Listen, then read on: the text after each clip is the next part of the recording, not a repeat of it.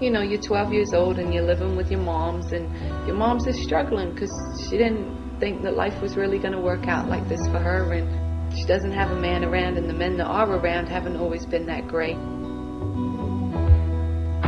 Sexual abuse is becoming kind of normal for you, and you think that other people don't have secrets that are as bad as you, and maybe you've tried to talk to somebody at school and they haven't really heard you, or maybe they just haven't had time to listen to you.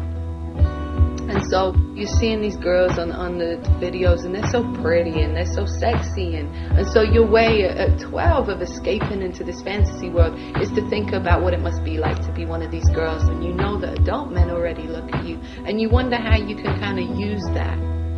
I was just a child, and that's how I was supposed to live, like a child and like an adult. So one day you're coming out of school and there's a guy outside in a Cadillac, and he's nice looking. I mean, he's got the baseball cap and the jeans and the Timbs, and he tells you how pretty you are, and you know how pretty your hair looks, and it's been a while since anybody even really noticed anything about you.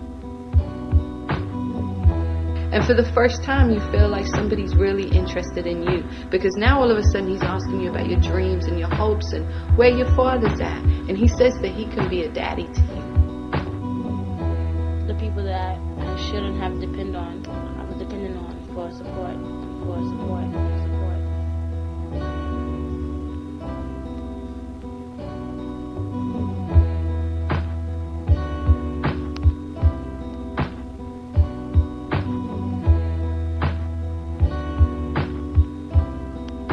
And so that night he takes you to a club, and he puts you up on the stage, and he gives you a few drinks, and there's men throwing dollars at you, and it's scary, but all the time you're just looking at his face in the back of the room, and he's like, you know, go ahead, baby girl, go ahead, you're doing it for daddy. And you're feeling proud because nobody's ever said that to you. And so then that night he tells you that there's more stuff that you've got to do, and he takes you into a room, and there's a man there, and he tells you to strip, and you think this is something you'll never do, and yet there's a part of you that already knew how to do this, because that's what your stepfather's been doing to you all these years before. And so you turn that trick, and it's like a part of you has died inside. And so you come out of the club that night, and you get in the car, and you know he's pumping 50 Cent, and he takes you to McDonald's, and he tells you, you did a good job tonight, sweetie. And he's stuffing his pockets with the $1,000 that he made. And right now, you're happy. The people that I shouldn't have depended on, I was dependent on for support.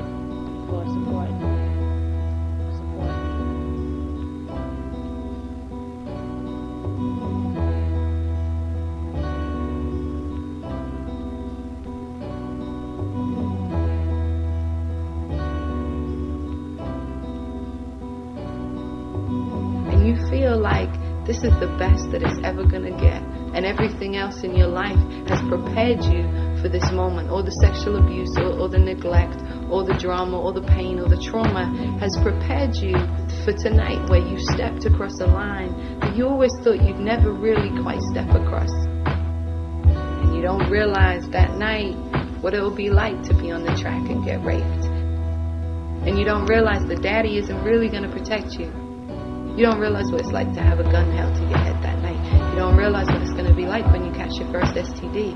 You don't realize what it's going to be like when you first come home and daddy beats you for the first time because you didn't make enough money.